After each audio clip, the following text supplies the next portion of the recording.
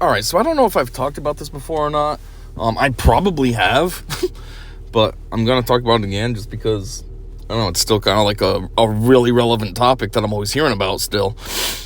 So, what I wanted to talk about, as you saw in the title, was global warming / climate change. I just wanted to talk about it because, there's a whole bunch of people that want to advocate that, oh my god, it's so bad, and if we don't do anything in, 10 years, the world's going to be so hot and uninhabitable, and we're going to kill everything, and blah, blah, blah. And quite honestly, I think it's a farce.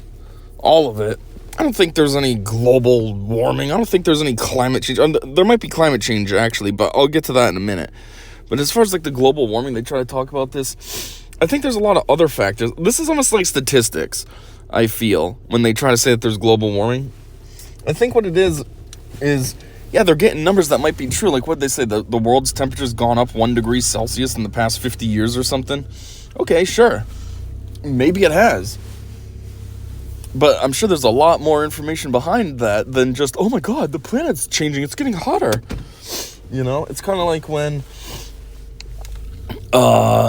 Disney Plus recently put out their data and said, oh, these are our top most watched shows. And they put something like The Acolyte had 411 billion minutes of watch time or something.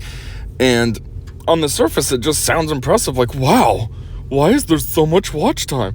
But then when you really do the math and you, take the total number of minutes that the show went for, which I think was 327 minutes total, was the whole entire show, all 8 episodes together. And then when you divide that by the number that they gave, it comes out to be 4.5 million or something like that. Which means 4.5 million people watched it. And then when you really stop and break that down further, it's 4.5 million people watched it over the entire course of the show, which means over 8 episodes, 4.5 million views were had, if you will. I mean, it's people watching it, so it could be consistently 4.5 million people every single episode. I doubt it. But the point is you could break that down and say, well, that's the equivalency of 500,000 viewers per episode. Obviously, that's not the case. You're not going to have a different group of 500,000 people per episode. So nobody's going to come in on episode 8 and be like, oh, what was this show? But, just to break the numbers down more to a more realistic, digestible data set, or you can look at it in terms of a YouTubers. There's YouTubers, big enough YouTubers can get 2 million views on a video, and they can bang that out in a matter of 2 hours. I know one that does this all the time is, Penguin Z0, or as a lot of people know him as Moist Critical. I know him as Penguin Z0 because that's what his YouTube's called. I don't know where the Moist Critical comes from. Maybe that's his Twitch or something. I don't know. But still, he's got 16 million subscribers, and it's anytime he uploads a video, it's got 2.5 million views within a day. And so my point is a YouTuber can do that. So 2 videos, he uploads 2 videos, he's got 4 million views. Where in comparison, 4 million people watched 8 episodes. You know what I mean? If he had 8 episodes, then that would be the equivalency of 16 million views. You know what I'm trying to say? Additionally, though, what's even more of a clincher is that, Acolyte costed a lot of money. I don't remember how much, but it had a really ridiculous budget. It was $1 billion or something stupid, maybe even more than that. I'm pretty sure it had way bigger of a budget than any movie had. And which kind of makes no sense because it's for what? It's not like there was crazy special effects or anything. It was relatively a basic show for the most part. Some of the episodes were really basic, episode 3. That was just the dumb lesbian witches. There was nothing special about what they were doing. They were just people in costumes just talking and doing their dumb one, many, blah, blah, blah, whatever the dumb chant was. But anyways, point is I think it comes out to something per episode. I don't really know the numbers off the top of my head. I'm forgetting now, but it's something really high. $100 million an episode is what it costed or something like that to make the show. Where in comparison, back to Penguin Z0, Charlie, he puts out a video. He's just sitting in his room recording himself at his computer. Barely any effort, very low effort video, probably no edits. I usually when I listen to him, I'm listening. I'm not really watching, so I haven't noticed if there's any cuts. But I'm pretty sure it's very minimal edits. It's just him talking.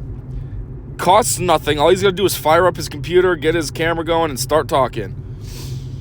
He has no, like, intro that he does, no outro. It's literally him talk, and that's it. It's kind of like these. The only difference is you see him, where I'm talking behind a picture.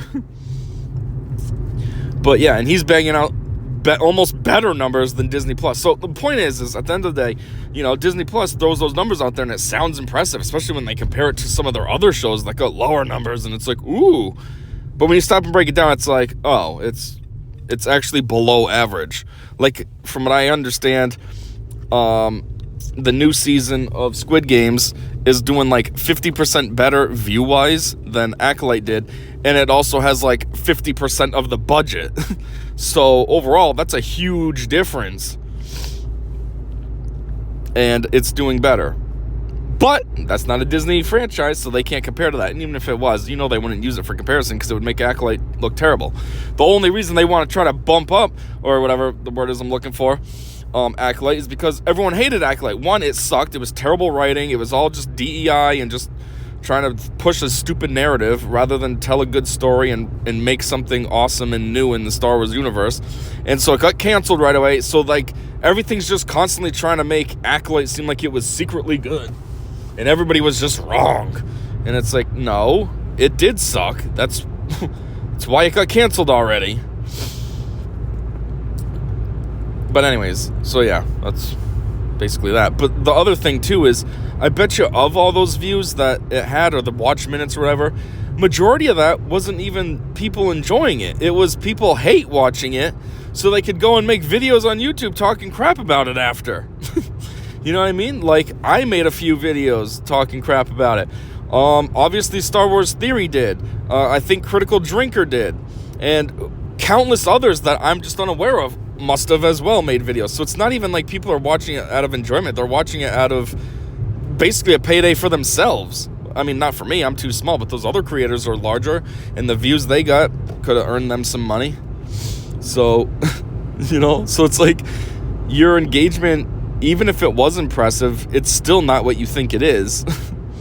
So anyways, that's what I think is the situation here with global warming. Oh yeah, the temperature's gone up 1 degree Celsius since over the past, whatever it is, 50 years or whatever. Okay, yeah, and why? Like, I think it might have gone up because, one, you know, there's more people. The population from the 70s to the population today is a lot more.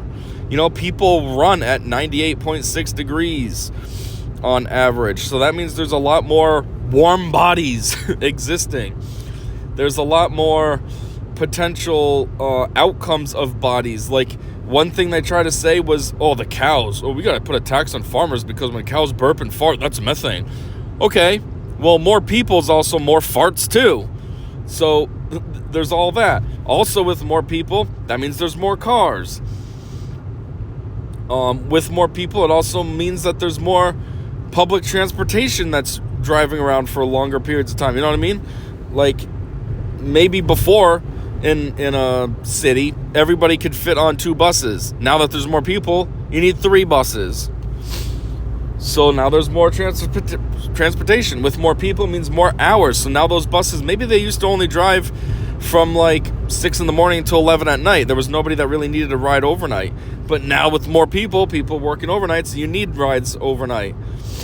So now there's another bus or whatever driver. You know what I mean? Like, all these factors are playing into it. It's not just straight up like global warming's happening. I mean, I guess they're not trying to say that either, like the Earth's just warming up. But it's like they're trying to make it sound like we're just violently polluting. I mean, I guess using the car example like I just did was bad, but it tied into what I tried to say before that with how there's more people and more hot bodies. And if there's more people exercising, that's more people sweating and, you know, putting off more hot air.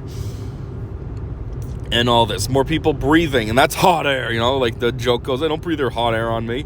Well, that's more people breathing out their hot air. And who knows, maybe that little bit from each person comes together and collects, and then it makes a little bit of a difference. And now the Earth is 1 degree Celsius warmer because of all that.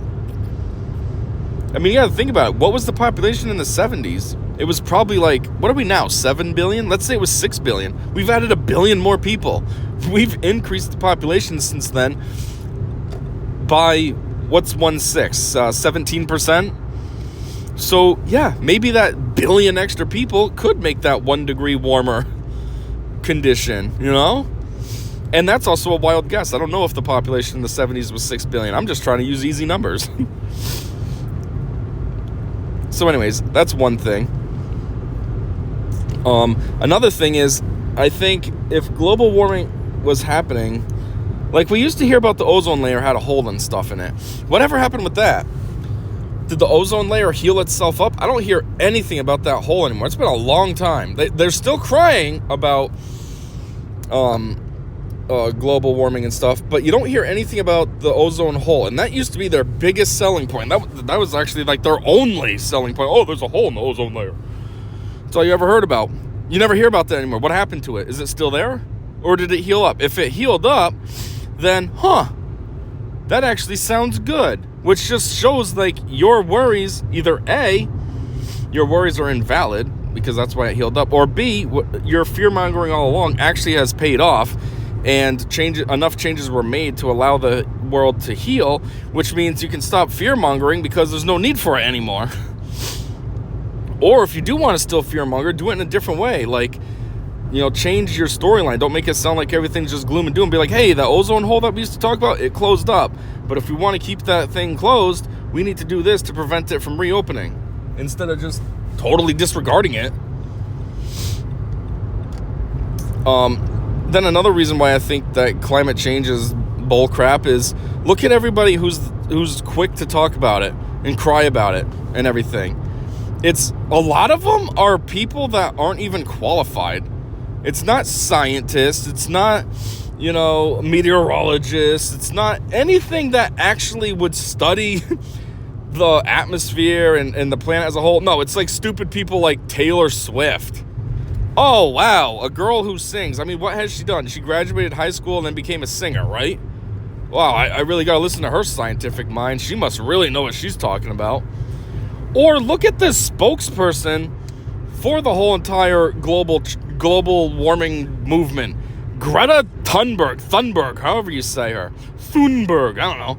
But she started as a kid. A 14-year-old kid was the face of this movement.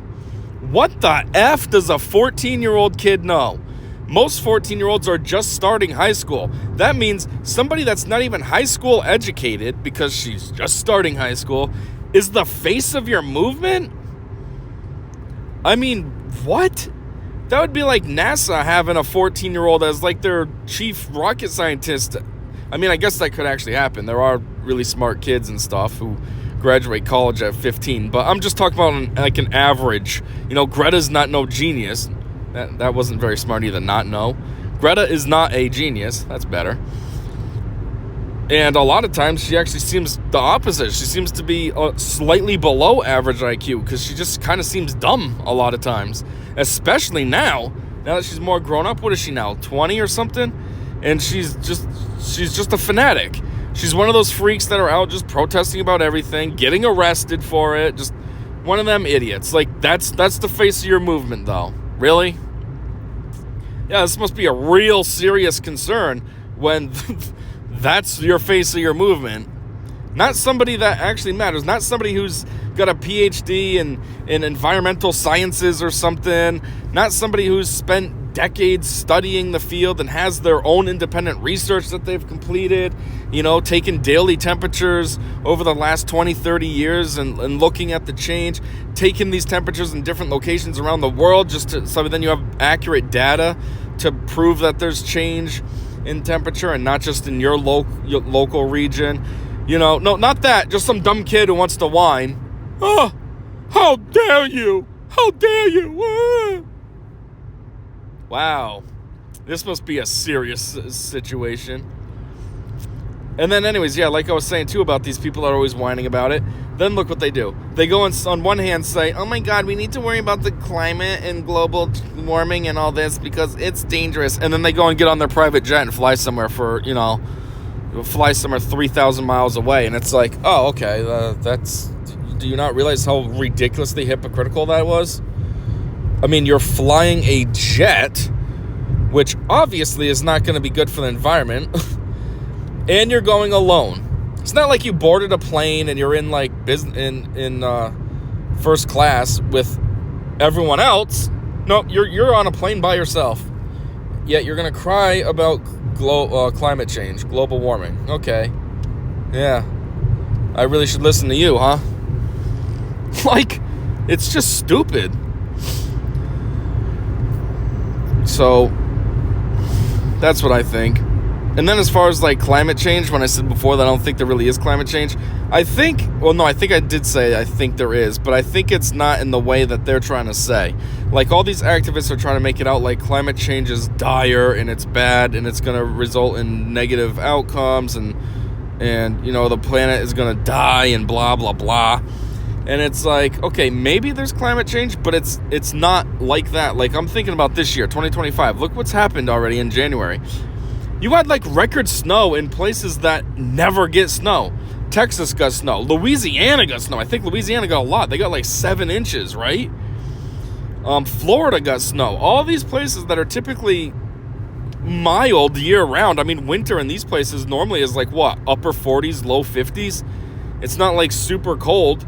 And now they got snow. And I think even other areas like California, which is, typically known for being a nice warm place, even they got cold weather because, how these fronts were working, the Arctic blast, the jet streams or whatever the heck it is that pushes the air down, is pushing the air down and stuff, and it's making this slight change. So yes, climate change did happen, but not like they're trying to cry about. Like they're trying to make it look like we're cooking. Oh my God, the temperature's going up. It's going to be so bad. The wildlife's going to die. First it's going to be insects, then wildlife, then us. And it's like, no, it's just normal weather. This happens. So a jet stream pushed some Arctic air down. Oh, wow. Yep, climate change. Like it happens. They also try to claim that, this is the hottest that the planet's ever been. And yet, when are they doing this? They're doing these studies in the summer when it is hot. Like, duh. I'd hope it's hot. It's summer. That's what summer's known for. Unless you're in Antarctica, summer's not cold. So they're doing these in summer like, oh my God, it's so hot out. Yeah, that's what happens. July and August are typically known to be very hot. How did you not know this already? Like, seriously? And then the other thing is that, what was I just thinking about? Oh yeah, they also try to claim that it's the hottest ever, but you can't make that claim because is it the hottest ever? I mean, the Weather Institute only started keeping track of weather trends since what? The late 1800s or something like that, or was it later, the early 1900s? Point is it's not like you have data of all time. A little bit before these trends, they started keeping track of the weather. Maybe it was super unconditionally or abnormally. That's the word I'm looking for, not abnormally hot one year, but we don't know because it wasn't recorded. Maybe that's why temperatures started getting recorded because they were like, hey, is it getting hotter out? So then they started deciding to actually keep track of it so that way then they could compare. Like, you don't know. And then the other thing, again, goes back to what I said much earlier, like in the beginning, is that maybe summers are a little bit hotter, but again, there's more people, which means that with more people, maybe there's less trees because more trees were cut down to make houses, and more land has been paved for like parking lots at apartment buildings or something. And also less trees means that there's less shade. So that's going to make it feel hotter too. So that's like a double whammy right there. And then, with these houses, that's more ACs in the summer that are running. Sure, it makes the inside of your place feel nice, but on the outside, ACs do get hot, so that's more heat being put off. So, again, it boils down to more people, which I'm not trying to advocate for. So if you want to control climate, you're going to have to wipe out some people. I'm not saying that, but I'm just saying it's a byproduct. Your population grows, then this is going to happen. It kind of goes hand in hand. It is what it is. I mean, at the end of the day, the earth is going to handle itself. It's not like because there's too many people, all of a sudden the earth is going to be like, I can't handle this, and just die. I mean, it's gone through a lot of changes. Ice age and way back when it was first forming, it was all lavas and hot and inhabitable. Then it became habitable. Then you had the ice age. Then you had whatever else. I don't know why I'm drawing a blank. I'm thinking of like Industrial Revolution. That's people. It has nothing to do with Mother Nature. But, all these things have happened. Like the earth takes care of itself. It'll be fine. Anyways, then another thing. I don't know if this is like a topic C now, maybe you could say. Like subject A was, I think that the people that are spearheading the climate change are just kind of dumb and their arguments are weak. B would have been that maybe there is climate change, but it's not devastating and hot like they try to claim. It's just normal, natural stuff. And so C, if you will, would be that I feel like the people that worry about climate change are worrying about it in the wrong places. Like all these people predominantly try to worry about the United States making changes. Yeah, okay, you get the free Greta Thunberg whining on on a global level, but I don't think these other countries are really doing anything. It's like, or at least maybe they are, but I just don't realize because I don't live there. But I know here in the States, it's like that's what they want to try to do is make everything different to meet these green new initiatives. Have solar panels, do metal roofs, convert to electric cars, this, that. Let's have windmills, let's do this. And it's like, at the end of the day, for the most part, the United States is pretty much in good standing already, okay? We don't need to do anything else. We have the FDA, we have the EPA. Well, I guess the FDA doesn't really do anything for the environment, but we have the EPA and all this, and, things are kind of under control, both for water, for air. There's regulations, there's OSHA, there's what's the organizations that require regular inspections? I mean, geez, even some states require you to get your car regularly inspected, which means if you have any problems, like let's say you have a leak in your exhaust, you got to get that fixed before you can get your car re-registered and all this. So there's already a lot of protections in place. This isn't something we need to worry about here. Where you need to worry about it is the countries that aren't as, what do you want to say? I don't know what the word I was going to say. I was going to say developed. That's not it. Obviously, they are developed. It's not civil. I don't know what the word I'm looking for, but not as regulated. There you go. Maybe that's the word I'm looking for. Countries that aren't as regulated, but have huge populations, i.e. China and India. You want to make a difference? China and India need to get cleaned up. They need to have people there checking them out, making changes. They don't have all these regulations like we do. They don't have an EPA. They don't care. They dump their sludge in the river and call it a day. There you go, I got rid of it. Someone needs to go in there and clean things up and make a difference. With 1 billion people, again, big populations probably contribute to this. With 1 billion people there in each place, that's 2 billion people contributing to pollution and all that. If you tighten that up, that could make a huge difference. Not here in the States. We're fine. I mean, when you think about it anyways, we're a big country and we're not densely populated. So it's like, even if, some people here and some people there were polluting, overall, their impact is low. But a place like India that has a huge population, these people are all just together, just polluting together. It's like one big, huge exhaust pipe, smokestack there with all the crap they do. Worry about fixing that up if you want to make a change. Don't worry about us. We're fine. And then, like I said before, with the Green New Deals and stuff, all these plans that they try to put in place, A, are impractical. They want to make electric cars, but yet the electric car runs on a battery, and the battery still requires, diesel and stuff to have proper machinery to make the battery. And you got to go mine the parts for the battery, the lithium or whatever it is, the cobalt and all this crap for the battery. And so at the end of the day, it's like, okay, so your car's not producing exhaust, but how much carbon emission was just created to make this dumb battery? How much carbon emission was emitted to make the car? You know, your plant still needs to have proper presses to make the car frame and all this. You know, in the mold is what I mean. Proper tonnage and stuff. I mean, I don't think they make electric that strong to have I mean, I don't know how much high pressure you would even need either. I mean, I don't know. I mean, you are welding. I don't know. I mean, I work in the plastics industry and I know what I need for tonnage, but we also make small things. We're not making cars, so you know, there's that. Then there's, you know, windmills. Windmills are stupid. They're big. Again, you need to make the pieces, you need to transport the pieces, and then you got to put it together. They're big. They're not efficient at all. From what I understand, the amount of output that a windmill makes is like a fraction of what I don't know what the comparison was actually, but it makes a fraction of what something else can do, like, I don't know, normal, like a nuclear reactor or something. And then I also hear they're inefficient in the sense of they need regular maintenance. Like, they're always breaking down, they're always, you know, so then you got to go up and fix them. Or if you don't fix them, well, then now it's just there doing nothing. You're not generating any energy because the thing's just sitting there broken. Like, wow, that's doing a lot of good. Nice decoration you got there. And then the irony is it's also bad for the environment. Now, not really for the environment per se, but for the wildlife. Like, birds are always flying into it, getting killed and stuff. So it's like, all right, that's a dumb idea. And then, if you do, let's go back to the cars. I forgot to say this.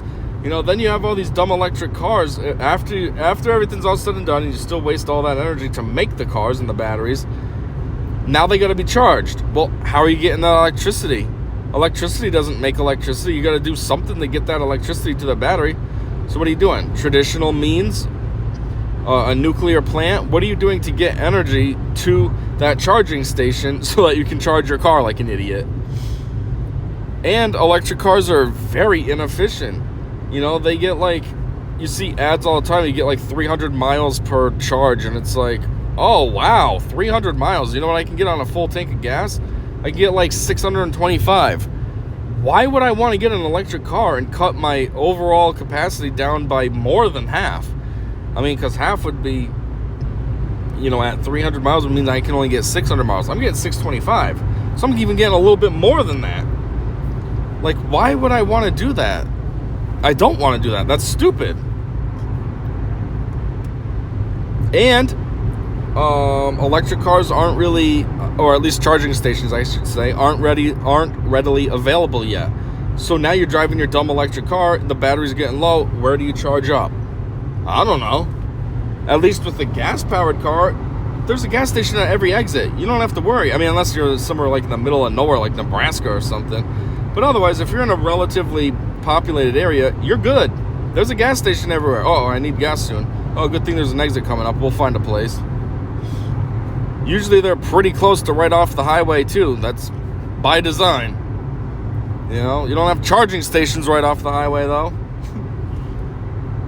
And then it's also dumb because there's no infrastructure for all this, for like electric cars. You know, like I always say, look at California. They have brownouts all the time in summer just by people trying to use their ACs. So what's going to happen if people are using their ACs and trying to charge their car? You're going to have a brownout that comes twice as fast as the normal brownouts. You know, maybe the electric grid out there works good for half a day. Now it's going to work for a quarter day. You know, instead of working for 12 hours before the brownout happens, it's going to work for 6 hours. Oh my God, I'm way overloaded. Cars, ACs, this, that. We don't have the infrastructure for it. And then in order to get the infrastructure, what do you got to do? Well, you got to get these trucks, the pavers. Now those are using gas. They're polluting. Like, it's just a cycle of you're not getting away from coal. So don't try with this dumb approach because, if anything, it's just making things worse. You're actually adding more pollution by trying to reduce it because you didn't think this through and you're just acting on, yeah, well, this sounds good. This looks good if I say, let's do this. Oh, and then another thing, since we just lived through it with dumbass Biden, if you try to get an electric car. Say you want to be one of these morons and get an electric car. Oh, I want to go green. Well, then it costs a lot. It's not like it's cheap. What's a new Tesla? Like $50,000, $60,000? I don't have that. So now you got to buy an expensive car just so you can be like, oh, look, I'm going green. And then I think, too, batteries always die out. I mean, iPhones are notorious for their batteries dying over time. What happens with your car? Does your battery die over time? So then what, you got to constantly get a new battery every 2 years or something because you're losing efficiency? So that crappy 300 miles on a full charge that you originally started with is now down to like an equivalency of 250? Another thing is that can happen with electronics is if you keep them on the charger for too long, they can overcharge. So, which then not really overcharge, but like it almost like the analogy I heard back in the day is, the electrons in the phone, that's what charges the battery. So when they're depleted, when you plug in the phone, they absorb the energy from the wall outlet, the current that comes in, they absorb that and it recharges them. But if you leave your phone in and it's charging for too long, then basically what happens is it's almost like these electrons eat too much, if you will, which means then they get fat and they get sluggish and they get tired easily. So then they need to eat again. They need to sit, relax, and eat again. And so then that leads to you charging your phone more often because it's not holding a charge as well. Instead of like the fit guy who eats just what he needs and works out all the time and can go, like when your battery's brand new. Now you're turning it into a fat slob that needs to sit in front of the TV and eat some high-calorie nonsense like McDonald's. So, same thing. What about your car? Can that happen in the car? Say you have one of the Tesla stations at your house you got installed, and you charge your car overnight. But say your car wasn't even at that desperate of a need for a charge. Say it was at, you went to work and you came home and you're like, I'll just charge the car. So, you had your 300 miles full charge. Say you have 200 miles left. And you're like, I'll just charge it. But you're doing it overnight. Well, is that going to get your car overcharged? And now you're slowly diminishing your battery. Now the electrons are starting to, quote unquote, get fat and lazy. So now you're killing. So now the next day, instead of coming home and you have 200 miles, you have 190. And you're like, what happened? I did exactly the same as yesterday. I went to work and came home. Why do I have less efficiency? And then it just keeps whittling down. Then before you know it, you're down to like 150. And you're like, geez, I used to charge the car just because. Now I charge it because I have to. Otherwise, I'm not going to make it home. It's 150 just to get home. Well, the battery has 300. 150 is half. So now I go to work and it's only 100 miles round trip, and my battery sucks. So I come home and it's going to be completely dead if I can even make it home. Hopefully, there's no lights or anything that I get stuck at that my battery can just dwindle down at. It's just a really dumb overall situation. And it really minimizes nothing in terms of like environmental health. It just makes a lot more difficulties and problems for everybody while reducing the carbon emissions by nothing. Like I said, it probably adds carbon emissions to make all these things, to build up the infrastructure, to make the cars, to make the batteries. So, yeah. And then in the process, I don't know. Well, actually, yeah, I do know. So, like all those materials that you need to make these batteries for the cars, well, everything else that has a battery must use those same materials too. So now what you're doing is you're reducing the pool for like electronics and stuff, because now you're putting these big batteries in cars. So you're using a lot more resources to make the car battery versus the phone battery and stuff. So you know what I'm trying to say? Like you're diminishing the resources that are required to make the batteries. And so now moving forward, then what happens? Then you run out, we can't make phone batteries anymore. We can't make rechargeable batteries for electronics anymore. We can't do this. We don't have the resources needed because we wasted it all putting it into giant car batteries. Overall, it's just dumb. And yeah, it's misguided. Like I said, you're looking at the wrong places. You should be looking at China and India. Those are the obvious two. I'm sure there's other countries that are slacking as well, but China and India would be the biggest offenders because they're not huge land-wise per se, but they're huge population-wise. And so, yeah. So that's kind of what I think. I don't think climate change is as much of a scary thing as they try to make it out. I don't think... No, I meant global warming, and I don't think climate change is really what they try to say either. It's normal weather patterns. This stuff happens. The poles shift, magnetic fields change, stuff happens, and maybe the outcome makes something a little different than what you're used to. But that doesn't mean that there's some cataclysmic event happening that, oh my God, we all got to be worried about it. I mean, back to what I said earlier too about the cows. Like, they're making it so ridiculous that they're taxing farmers for cows. Oh, your cow farted. Are you serious? The cow's just living. Yeah, it's gonna fart. That happens. Like, you can't tax a farmer because this cow farted. And then all you're gonna do is make it harder for farmers now. Because now they're like, okay, so what do? Do I have cows and I gotta pay this dumb fart tax? Or do I just get rid of my cows and not deal with it? But then now we can't produce beef. Now you can't produce milk. Now you can't, with no milk, you can't make cheese and cream and all this, ice cream, etc. So it's like, well, I guess you gotta pick and choose. Do you deal with a cow farting, or do you tax farmers and then they give up on cows because they don't want to deal with it? Like, it's so dumb. Or they do choose to deal with it, like, well, this is annoying, but they want to have their cows to offer milk and stuff, but now they got to charge more to offset your stupid fart tax. And then that's the cows that have a farmer owner. What about all the wild cows and stuff that are out there farting? Any other wild animal in general that's out there farting? What are you going to do about them? You can't tax them. They're just a wild animal. Like, it's just overall really dumb. And they've been whining about this forever. They've been whining about it at least since the 70s. Possibly before, I don't know. But I know in the 70s, that's when it really took off. Everybody crying about it. And I think I really know about it then because Carter, he started to try to do some green initiatives. He installed a few solar panels at the White House and stuff. Of course, they were crap and worthless and basically didn't do anything. And Reagan came in and got rid of them. But still, he did that, and he had all his other initiatives that he was trying to do.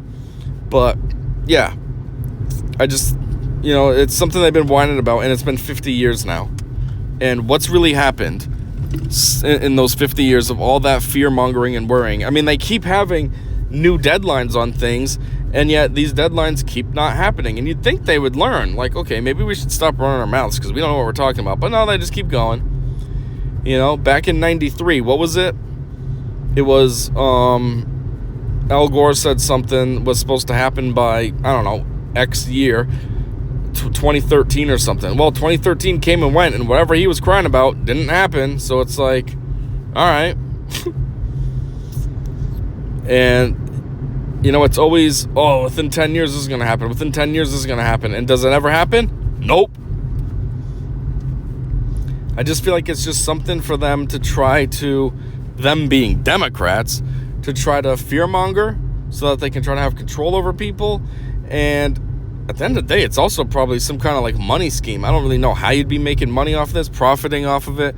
But, I'm sure somehow Greta got paid to be like a spokesperson for this, going around getting paid for her appearances or whatever. And, it's really all it is, just a grift. Oh yeah, this is something easy I can whine about. I don't have to be educated on the matter at all. I just gotta be able to cry about it and pretend I care. Yeah, I can do that. That's simple. So anyways, yeah, it's kind of what I think. It's kind of like Candace Owens too. She was on the Joe Rogan podcast once. This was years ago now, 6 years ago, I think, 7 years ago. And, she had a part where she was talking where global warming, climate change and all that got brought up, and she laughed at it, but then she kind of screwed up. She's good at speaking and stuff, but she kind of screwed that up. She didn't have a good response, and Joe kind of shut her down, bruh, do you even know what you're talking about? And then she just let it go. But even she laughed at it, and it's yeah, I probably see why. Kind of like all the stuff I said. That's what she was laughing at. Bro, it's not that serious. Everyone just pretends it is. So anyways, yeah, that's all I got. So thanks for checking this out with me, and until next time, I said see ya.